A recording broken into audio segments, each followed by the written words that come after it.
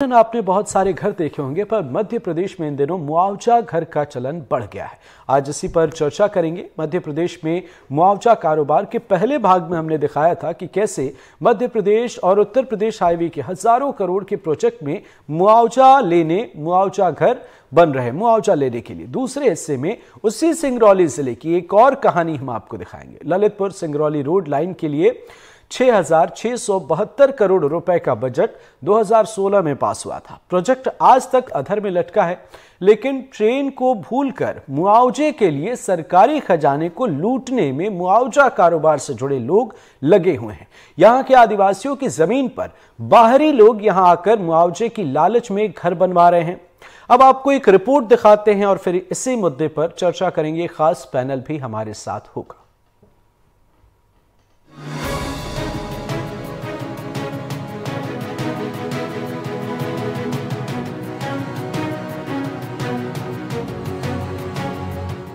मुआवजा इंडस्ट्री के कच्चे माल की पहली किश्त, मुआवजा घर की पहली कहानी हमने आपको सिंगरौली प्रयागराज के प्रस्तावित हाईवे से दिखाई। बताया कैसे सिंगरौली प्रयागराज नेशनल हाईवे के लिए चितरंगी और दुधमनिया के 33 गांव में महीने भर पहले हरे भरे खेत थे, अब वहां मकानों की लाइन है। ईंट की 4 फीट ऊंची चारदीवारी पर टीन शेड और मुआवजा घर तैयार।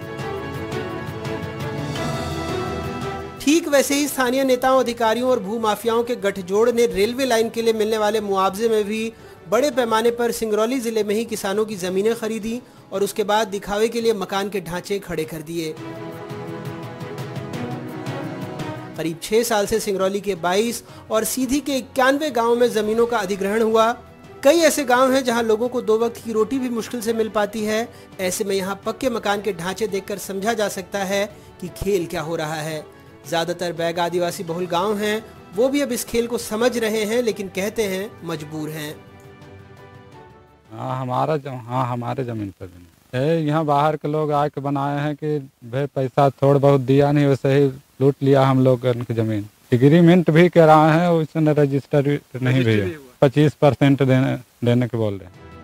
सिंगरौली जिले में देवसर और चितरंगी ब्लॉक के 22 गांवों से होकर रेलवे लाइन की पटरी बिछेगी। इन गांवों में करीब 2166 मकानों का अवार्ड भी भू अर्जन अधिकारी ने पारित कर दिया।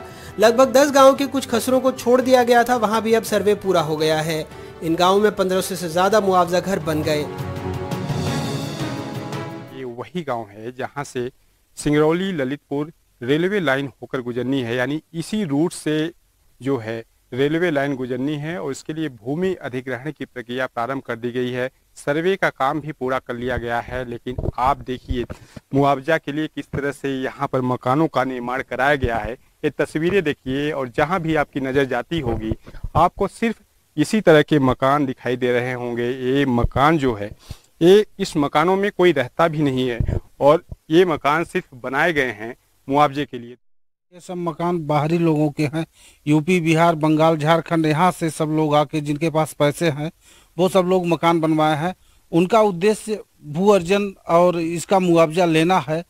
वो मुआवजा के लिए ये सब मकान 2 मंजिला 3 मंजिला मकान बनवाए। जिनकी जमीन है वो गरीब लोग हैं, खेती किसानी करते हैं, उनके पास पैसा नहीं है, तो पैसे वाले लोग आकर या तो उनसे रजिस्ट्री करा लेंगे कुछ डिसमिल 2-4 डिसमिल, या तो फिर एग्रीमेंट करा लेते हैं, या तो स्टाम्प पे लिखवा लेते हैं और स्टाम्प पे लिखवा के और यहाँ उनके ज़मीन पर उनको कुछ पैसे का लालच देकर 10-20% और मकान बना लेते हैं।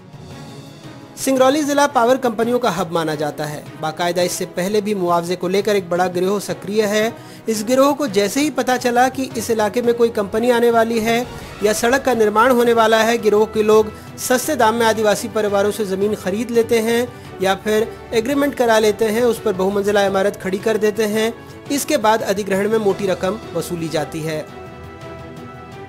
ये मुआवजा के लिए बनाए हैं, कोई नहीं रहता। कुछ तो 25% पर बनवाए हैं, कुछ ऐसे दे दिए हैं बिक्री पर, एग्रीमेंट पर।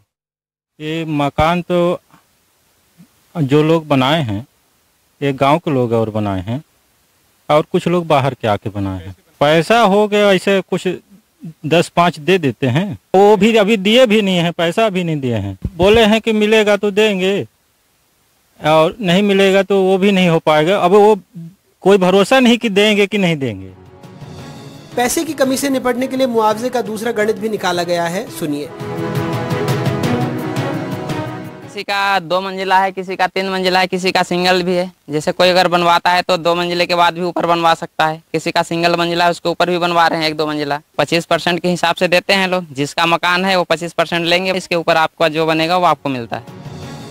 एनडीटीवी ने मुआवजा इंडस्ट्री की पड़ताल करने के लिए कई एजेंटों से बात की। उन्होंने खुलकर कैमरे के सामने कहा कि यहाँ 25 से लेकर 30% तक में मकान बन जाता है। मुआवजे की रकम का 70% आपका और 30% हमारा। जैसे हम लोग बनवाए हैं वैसे ही बनवा लीजिए, क्या है। अरे हो गया, वही 30 चल रहा है इधर। 25 कहाँ, हम लोग 30 लिए हैं तो और 35-40 लेंगे कि अब तो अब 2-3 वर्ष हो गया भाई। अब धीरे धीरे समय बीत रही है, सब चीज का महंगाई है तो ये भी महंगाई चलेगा भाई। अब क्या करें हम लोग, हाँ मजबूर हैं। 30 हाँ बन जाएगा। सिंगरौली प्रयागराज हाईवे प्रोजेक्ट की तरह ये मुआवजा घर नुमाइश के लिए बने हैं, यहाँ रहता कोई नहीं। वहीं प्रशासन फिर दोहरा रहा है कि सर्वे के बाद बने घरों को मुआवजा नहीं मिलेगा। हालांकि पहले सर्वे के बाद भी मुआवजा कैसे मिल गया इस पर चुप है। हो गया, बने हैं मकान, बहुत बने हैं और बाहर के भी हैं, यहाँ के भी हैं, अधिकतर बाहर के हैं। रहता नहीं है कोई अभी। उसमें जो मकान बने हुए हैं उसमें ये भी प्रावधान रहता है कि क्या मकान सिर्फ ही मुआवजे के उद्देश्य से बना है या फिर उसमें वाकई में उसमें पहले से निवासरत हैं, उसमें बिजली, लाइट, पानी सभी की व्यवस्था, समुचित व्यवस्था है कि नहीं। तो उसी के आधार पे मुआवजा भी दिया जाता है। इसमें चूँकि अन्यथा ये शासन के लिए बहुत बड़ा क्षति होता है, राजस्व की बहुत बड़ी हानि होती है। तो जो नए जो मकान बन रहे हैं इसमें मुआवजा का प्रावधान नहीं है। ये विभाग के द्वारा भी घोषणा की जाती है। ललितपुर सिंगरौली रेल लाइन के लिए, रेल लाइन में भ्रष्टाचार हुआ है मुआवजा का, फर्जी मकान के संबंध में। उसके संबंध में पहली तो बात यह है कि इन्होंने प्रकाशन नियमानुसार इसलिए नहीं किए, क्योंकि अगर नियमानुसार प्रकाशन करते उसमें जो परिसंपत्तियां भूमियों में हैं वो सब लेख आ जाते। तो इन्होंने परिसंपत्तियों का लेख ही नहीं किए कि किस भूमि में, प्रकाशन के समय, कि किस भूमि में कौन सी परिसंपत्ति है। और इसके बाद इनका ये खेल शुरू हुआ कि इन्होंने आदिवासी की भूमि पर, हरिजन की भूमि पर, बाहरी लोगों का व्यापक पैमाने पर फर्जी मकान दर्शित करके और उन्होंने आहरण कर दिया। और कुरसा गांव का है जिसके संबंध में जांच हुई और जांच में पाया गया कि कोई न मकान है न तो यहाँ के लोग भूमि स्वामी हैं। जो मकान दर्ज हैं इनका भुगतान न किया जाए। मुआवजा माफिया अधिकारी वर्ग मिल के और भूमि स्वामी की भूमि से स्टाम्प पर लिखाते हैं कि भाई 10% 20% आपको दे देंगे, बाकी मकान हम बनाएंगे, मकान का पैसा आप हम ले लेंगे, भूमि का पैसा तुम ले लेना। मुआवजा का पैसा ये सीधे उसी से, जबकि नियम नहीं है, लेकिन ये उसी के खाते में डाल देते हैं, भूमाफिया के खाते। इसी रेलवे लाइन प्रोजेक्ट में पन्ना जिला के 32 गांवों में सिर्फ 41 मकान बने हैं, लेकिन सिंगरौली जिले के 22 गांवों में 4700 मकानों का पहले भुगतान हो चुका है। 10 गांव के करीब 1500 मकान और 500 भूमि स्वामी के साथ लगभग 2000 लोग मुआवजा पाने की होड़ में रोक के बाद भी इन मकानों का निर्माण करा रहे हैं और प्रशासन जैसे आंखें मूंदे बैठा है। एनडीटीवी ने मुआवजा घरों के काले पहलू को उजागर किया है, क्योंकि जितनी भी विकास परियोजनाएं हैं उसमें प्रशासन की आंखें मूंद लेने से पारदर्शिता की कमी आई है और सरकार जवाबदेही लेने से बचती दिख रही है। भोपाल से अपने सहयोगी रिजवान खान और देवेंद्र पांडे के साथ अनुराग द्वारी, एनडीटीवी। घर इस उम्मीद में बनाए जाते हैं कि वो सालों साल चले, पर यहाँ इस उम्मीद में बनाए गए हैं कि जल्द से जल्द टूट जाए। जिस इलाके की तस्वीर है बड़ी सुकून देने वाली तस्वीर है। काश ये पहल सकारात्मक दिशा में उठाए गए होते, क्योंकि एक छोटे शहर जैसा मालूम पड़ता है, पर अफसोस की नकारात्मक दिशा में ये कदम उठाया गया है। मुआवजा इंडस्ट्री बनाई गई है। काश वहाँ के रहने वाले लोगों के लिए ये पक्के मकान होते तो तस्वीर बड़ी अच्छी होती। हमारे साथ 2 मेहमान जुड़े हुए हैं। सबसे आपका परिचय कराते हैं राजपाल सिंह जी। राजपाल सिंह सिसोदिया, प्रवक्ता भारतीय जनता पार्टी, बहुत बहुत स्वागत है आपका। अनीश बुंदेला जी, प्रवक्ता कांग्रेस, हमारे साथ जुड़े हुए हैं। आप दोनों ही मेहमानों का बहुत बहुत स्वागत है। राजपाल जी, एक बड़ा सवाल ये है आपने हमारी रिपोर्ट देखी होगी, तस्वीरें भी अभी हम दिखा रहे हैं। इससे पहले भी एक तस्वीर नजर आई थी, हाईवे का वो मामला था। यहाँ ट्रेन से ज्यादा मुआवजे का इंतजार है और मजबूरी है वहां के लोगों की। लेकिन ये जो तस्वीर हम देख रहे हैं, एक दो मकान का मामला नहीं है, एक लंबी चौड़ी तस्वीर नजर आती है। और बिना सोचे समझे, बिना किसी साठ गांठ के कोई इतने पैसे खर्च नहीं कर सकता है, यूं ही खर्च नहीं कर सकता है। तो एक बड़ा सवाल प्रशासन पर खड़ा हो जाता है। राजपाल जी, मैं आपको बहुत बधाई देता हूं, एनडीटीवी को मैं इस बात के लिए बहुत बधाई देता हूं कि आपने वास्तविक में एक विषय को उठाने का काम किया जो उठाना चाहिए था। ये जो जिस प्रकार से आपने जो बताया, पूरी रिपोर्ट हमने देखने का काम किया है। इसका जो दूसरा पहलू है जो इससे उजागर हुआ है, निश्चित तौर पर मैं साधुवाद देते हुए प्रशासन की ओर से उस कार्रवाई के लिए निवेदन करता हूं कि प्रशासन को सख्त से सख्त कार्रवाई करना चाहिए और इस प्रकार के जो घर उग आए हैं, ऐसे घरों का जो है पूरा जो एक विस्तृत सर्वे करके उल्टे इस मलबे को उठाने के पैसे उनसे लेना चाहिए, दंडात्मक कार्रवाई करना चाहिए। ये क्या शासकीय कार्यों में इस प्रकार की एक तरह से बाधा भी है। ये जो बड़ी बड़ी योजनाएं सरकार की रहती है, महत्वाकांक्षी परियोजना होती है, रेलवे लाइन होती है, हाईवेज होते हैं, उनमें ये एक प्रकार का व्यवधान भी है जो इस प्रकार के कतिपय लोग उगाते हैं और ये इस प्रकार की सरकारी योजनाओं में व्यवधान करके और योजनाओं को लंबित करने का काम करते हैं, उसकी लागत राशि बढ़वाने का काम करते हैं। ऐसे लोगों पे सख्त कार्रवाई होना चाहिए। बहुत अच्छा विषय आपने उठाया है। इस विषय के बाद में मैं समझता हूं कि और त्वरित कार्रवाई वहां होना चाहिए। वैसे प्रशासनिक स्तर पर वहां कार्रवाई होने का काम शुरू हो चुका है। अब वो जांच कर रहे हैं कि किस मकान में बिजली का कनेक्शन है, कहां पर नल है, कहां लोग रह रहे हैं। ये सब तो विस्तार से हो रहा है, परंतु आज की आपकी इस रिपोर्ट के बाद में मैं समझता हूं कि प्रशासन और तेजी के साथ में ऐसे दंडित लोगों को दंड करने का काम करेगा। ये किसानों के हक को भी मारने का काम कर रहे हैं, ये आदिवासियों के हक को मारने का भी काम कर रहे हैं। ऐसे कतिपय संगठित अपराध करने वाले जो गिरोह पैदा हो गए हैं, ऐसे दलाल पैदा हो गए हैं, उनका पर्दाफाश करके आपने एक बहुत अच्छा काम किया है। जी, आपसे भी उम्मीद है सर। अवनीश जी आपके पास आएंगे, लेकिन एक और सवाल राजपाल जी आपसे। होना तो बहुत कुछ चाहिए सर, डबल इंजन की सरकार है। कौन मुख्यमंत्री मोहन यादव, कौन प्रधानमंत्री नरेंद्र मोदी जी के सपनों को, उनके रोड मैप को पलीता लगा रहा है? प्रशासन आप ही के हाथ में न है। होना तो बहुत कुछ चाहिए, पर ये मकान बन गए, अब तक चीजें क्यों नहीं हुई? कहां सोए हुए हैं लोग जिनकी नजर होनी चाहिए थी यहां पर? राजपाल जी, लोग बिल्कुल इस मोहन यादव जी की सरकार में और मोदी जी की सरकार में बख्शे नहीं जाएंगे। चाहे वो अधिकारी हो, चाहे निचले स्तर के कर्मचारी हो, चाहे वहां के और जिम्मेदार लोग हो, उन पे तो कार्रवाई होगी होगी। साथ में इस प्रकार के मकान बनाने का काम जिनने किया है, ऐसे लोगों को चिन्हित करके उनके ऊपर भी आर्थिक दंड लगाने का काम होना चाहिए और दंडात्मक कार्रवाई होना चाहिए। बिल्कुल। हमारे साथ डीपी शुक्ला जी भी जुड़ गए हैं, भू अर्जन मामलों के जानकार। बहुत बहुत स्वागत है सर आपका भी। अवनीश जी, क्या कहेंगे आप? आपने राजपाल सिंह जी को सुना, उन्होंने कहा कि एक्शन लिए जाएंगे, इस मामले पर कार्रवाई होगी, निचले स्तर पर भी होगी, आला अधिकारियों पर भी होगी। देखिए अमृत जी, सबसे पहले तो मैं एनडीटीवी का अनुराग द्वारी जी का अभिनंदन करता हूं कि वास्तव में ऐसा एक ज्वलंत मुद्दा उठाया। और मैं और राजपाल जी भले ही अलग अलग दल से है, लेकिन ये एक विषय ऐसा है कि जिसमें हम समान बात कहेंगे कि हाँ, इस तरह के अगर विषय आ रहे हैं, अगर इस तरह के मामले आ रहे हैं तो बहुत ही शर्मनाक है और ये कहीं ना कहीं सरकारी पैसे पर पलीता लगा रहे हैं। ये अमृत जी बिल्कुल वैसा ही है कि जैसे गरीब लोगों को सरकार जो फ्लैट देती है, झोपड़पट्टी वालों को फ्लैट देती रहने के लिए, और उनसे वो फ्लैट कोई और खरीद लेता है। किस्मत से बात यह है अमृत जी के जहां की आप बता रहे हैं ललितपुर सिंगरौली की, मैं ललितपुर क्षेत्र का ही रहने वाला हूं और मुझे अच्छे से मालूम है। बेसिकली मैं एक छोटा सा आपको वाक्य बताता हूं कि जैसे आपने ये जो विषय सिंगरौली के गांव का बताया, मैं आपको ललितपुर के पास चिकलौआ एक पावर प्रोजेक्ट डला है, तो ये विषय बहुत पहले से जानकारी में था, लेकिन मुझे ये पता नहीं था कि इतने बृहद स्तर पर ये हो रहा है। तो चिकलौआ में बेसिकली क्या है, कई सारे बड़े बड़े इंजीनियर अधिकारी जिनकी तनख्वाह लाखों में है, कोई साउथ से आए हैं, कोई देश के कोने कोने से आए। तो ये बेसिकली इनमें से कुछ लोग वो भी हैं कि जिन्होंने एक उनके हिसाब से ये इन्वेस्टमेंट है। हकीकत में क्या है अमृत जी, इन्वेस्टमेंट उनके लिए होगा, लेकिन हकीकत में किसी का अधिकार हक मारने की बात है, कहीं ना कहीं सरकारी पैसे को बर्बाद करने की बात है। बिल्कुल बिल्कुल आपने सही कहा अवनीश जी। बड़े अफसोस की बात है कि बीजेपी और कांग्रेस, आप दोनों इसी पार्टी से हैं, राजपाल जी और अवनीश जी, दोनों ही पार्टियां राष्ट्रीय पार्टी हैं और घर घर में अपने कार्यकर्ताओं का दावा आप दोनों ही पार्टी के नेता करते हैं मंचों से, लेकिन इतनी बड़ी मुआवजा इंडस्ट्री बनकर तैयार हो गई, आप लोगों को खबर नहीं लगी। खबर लगी है तो डीपी शुक्ला जी को लगी है। जरा समझते हैं डीपी शुक्ला जी, आप क्या कहेंगे? हमारे साथ राजपाल जी और अवनीश जी हैं दोनों।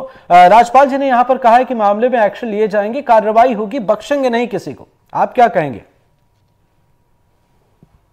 हमारा ये कहना है कि भू अर्जन का जो प्रॉपर प्रक्रियाएं होना चाहिए वो अधिनियम के मुताबिक भू अर्जन की प्रक्रियाएं नहीं की जाती। जो अधिनियम 2013 इतना पारदर्शी तरीके से करने की प्रक्रियाएं हैं, उस हिसाब से भू अर्जन की प्रक्रियाएं नहीं की जाती। और अपने माननीय मुख्यमंत्री जी इस तरफ मैंने पहल कर रहे हैं और आज उनकी कार्यशैली के हिसाब से अभी मैंने राज्य स्तरीय एक जांच टीम गठित की गई थी, उसमें भी मैंने स्थानीय स्तर के अधिकारी कर्मचारियों के द्वारा लिपापोती की गई। जबकि भू अर्जन की प्रक्रिया 2013 के हिसाब से हो जाने पर कहीं भी कोई भी मैंने प्रक्रियाओं में भ्रष्टाचार होने का कोई वही नहीं है, शंका ही नहीं है। पर ये भू अर्जन की प्रक्रियाएं जो करते हैं वो प्रॉपर तरीके से 2013 अधिनियम के मुताबिक भू अर्जन की प्रक्रियाएं नहीं करते। अधिनियम 2013 में यह स्पष्ट उल्लेखित है कि नियम 2015 के प्रारूप 1 के मुताबिक आवेदक संस्था आवेदन करेगी एवं प्रारूप 2 के मुताबिक धारा 11 का प्रकाशन होगा। प्रारूप 3 में व्यक्तिशः नोटिस हर हितबद्ध को दी जाएगी। प्रारूप 4 में अनुसूचित जाति एवं अनुसूचित जाति को नोटिस दी जाएगी। प्रारूप 5 में धारा 19 की घोषणा की जाएगी और एवं प्रारूप 6 में मुआवजा प्रतिकर का निर्धारण किया जाएगा और प्रारूप 7 में पुनर्वास एवं पुनर्व्यवस्थापन का निर्धारण किया जाएगा। पर स्थानीय स्तर पर इतना गठजोड़ होता है कि ये भू अर्जन की प्रॉपर प्रक्रियाएं ही नहीं करते, इसके कारण इस तरह से ये मुआवजा माफिया का उत्पत्ति होती है। वास्तव में अगर 2013 अधिनियम के मुताबिक भू अर्जन की प्रक्रियाएं की जाए तो कहीं भी कोई भ्रष्टाचार होने का 1% गुंजाइश ही नहीं है। पर भू अर्जन की प्रॉपर प्रक्रियाएं न करने के कारण ये तो प्रयागराज तो एक बने छोटा सा उदाहरण है। ये आप ये देखें कि ललितपुर से सिंगरौली, अभी अपने कांग्रेस के प्रवक्ता महोदय के द्वारा ये कहा जा रहा था कि हम ललितपुर से हैं। हम ललितपुर से सिंगरौली तक का एक आपको डाटा देंगे कि मैंने 1580 लोगों को रोजगार रेलवे के द्वारा दे दिया गया है और उसमें दूसरी अनुसूची की बगैर गणना किए हुए जी रेलवे के द्वारा रोजगार दिया गया है। कलेक्टर और एसडीएम के द्वारा फर्जी प्रमाण पत्र जारी किए गए हैं जो कि मैंने दूसरी अनुसूची की गणना ही नहीं की गई है। ये इतनी बड़ी चूक की गई है। बिल्कुल, ये बेहद खास सवाल आप कह रहे हैं डीपी शुक्ला जी।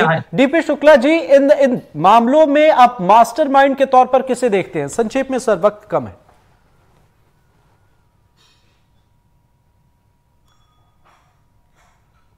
हेलो जी, डीपी शुक्ला जी, मास्टरमाइंड के तौर पर आप किसे देखते हैं? क्या आप सरों और दलालों को देखते हैं? आप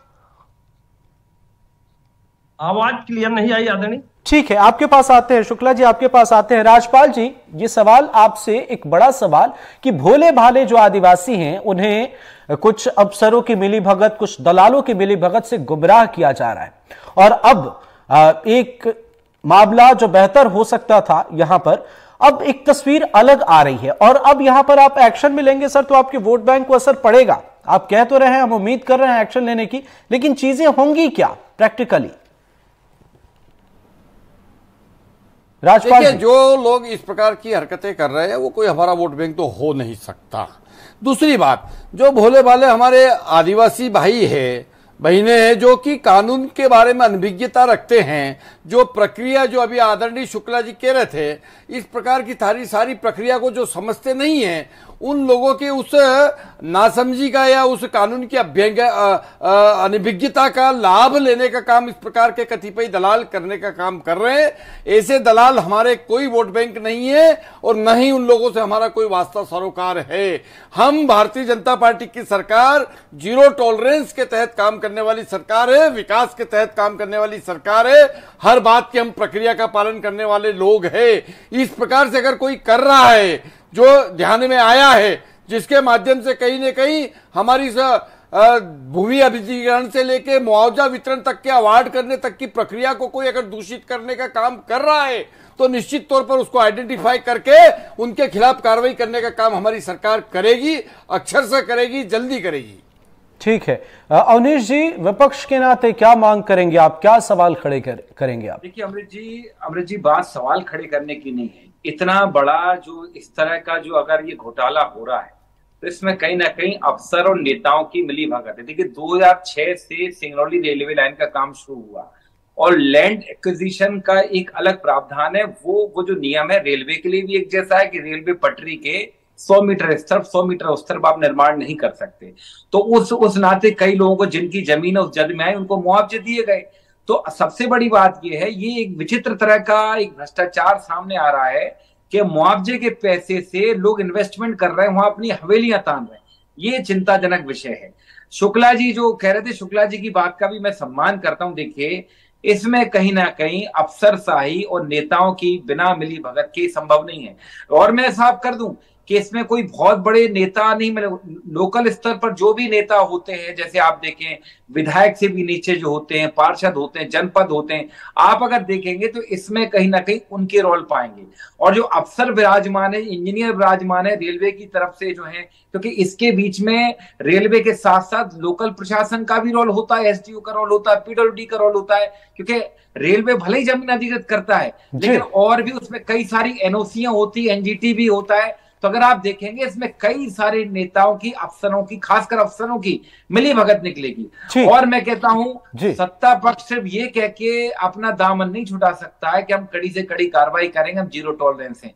सबसे बड़ी बात साहब, सत्ता में मध्य प्रदेश में, उत्तर प्रदेश में, दोनों जगह आप विराजमान है, केंद्र में आप विराजमान है। तो अगर ये आपकी नाक के नीचे हुआ है, कहीं ना कहीं अकाउंटेबिलिटी, जिम्मेदारी बिल्कुल जिम्मेदारी तो बनती है। अवनीश जी आपने बिल्कुल सही कहा। डीपी शुक्ला जी कुछ कहना चाह रहे हैं। और शुक्ला जी जरा ये भी बताएं आप दर्शकों को कि सर्वे हो जाने के बाद यहाँ पर नियम में क्या कुछ तब्दीली आती है और उसके बाद भी यहाँ पर मकान बना लिए गए तो उसके लिए क्या वो कौन से लूप होल का इस्तेमाल किया गया? में ललितपुर सिंगरौली रेल लाइन 1996-97 की परियोजना है। जिस हिसाब से रेलवे के द्वारा जब अधिनियम 2013 का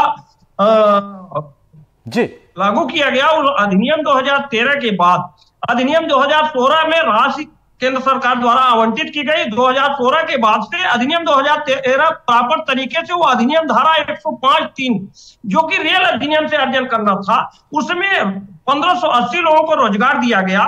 1580 लोगों को रोजगार बगैर मापदंड के रेलवे के द्वारा रोजगार दिया गया है। इससे बड़ा भ्रष्टाचार, ये तो मकान तो एक प्रक्रिया में है, ये तो बने स्थानीय स्तर पर बने गठजोड़ जो राजनीतिक और सरकारी तंत्र का है, ये तो गठजोड़ है ही है। 1580 लोगों का राष्ट्रीय स्तर पर रोजगार देने में भ्रष्टाचार किया गया है, धारा 105(3) के उल्लंघन करते हुए।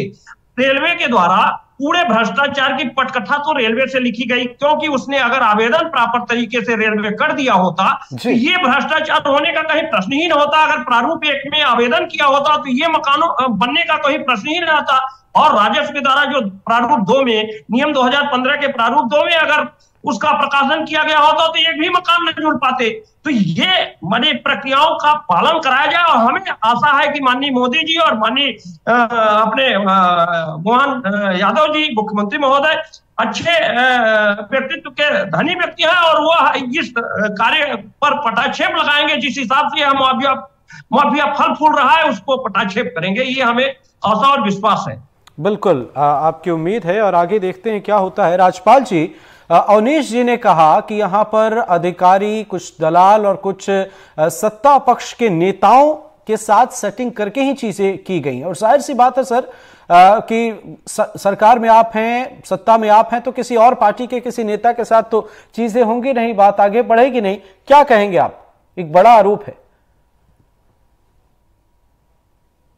देखिए इसमें कंट्रोवर्सी आ रही है, इस बात की कंट्रोवर्सी आ रही है कि एक तरफ ये कहा जा रहा है कि मुआवजे के प्रकरण बन रहे हैं, सर्वे हो रहा है, और एक तरफ कहा जा रहा है कि मुआवजा जारी हो गया। तो ये दो तरह की बातें आ रही है। निश्चित तौर पर जांच के बाद में सारी स्थितियां सामने आएगी और जांच के बाद में ये तय होगा कि वास्तविक में वहां क्या हो रहा है। क्योंकि अगर अब घर बने हैं तो अब मुआवजे का वहां पे अवार्ड होना होगा या अवार्ड होने के लिए तैयारी हो रही होगी।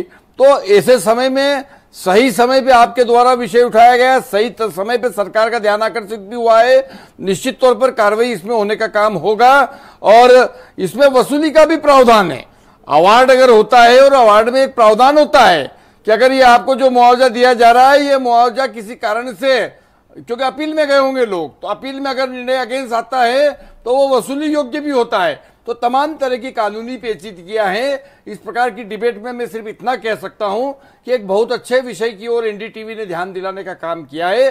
साधुवाद देते हुए उसकी व्यापक जांच होकर दोषियों को दंडित करने का विश्वास हम दिलाने का काम कर सकते हैं और वो हम कर रहे हैं। निश्चित मानिए आप कि इस पूरे प्रकरण के अंदर, चाहे वो उत्तर प्रदेश की सीमा में हो, चाहे मध्य प्रदेश की सीमा में हो, चाहे रेलवे के जुडिक्शन में हो, चाहे राजस्व के जुडिक्शन में हो, कार्रवाई होने का काम निश्चित तौर पर होगा। बिल्कुल राजपाल जी, बहुत बहुत शुक्रिया। आपने कहा इस मामले पर एक्शन लिए जाएंगे और हम उम्मीद करते हैं कि आपने जिस तरीके से अपनी बातें रखी हैं, इस मामले पर एक्शन भी डबल इंजन की सरकार है सर, बेहतर तरीके से लिया जाए।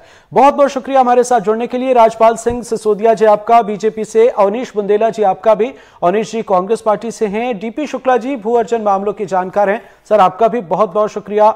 मुआवजा इंडस्ट्री बन रही है और प्रशासन की नाक के नीचे बन रही है। एक दो घर नहीं बल्कि सैकड़ों घर बना दिए जा रहे हैं, मोहल्ले जैसी तस्वीर नजर आती है और प्रशासन को भनक तक नहीं है। इस मामले पर सवाल उठने चाहिए। हमारे इस खास बुलेटिन में फिलहाल इतना ही। नमस्कार।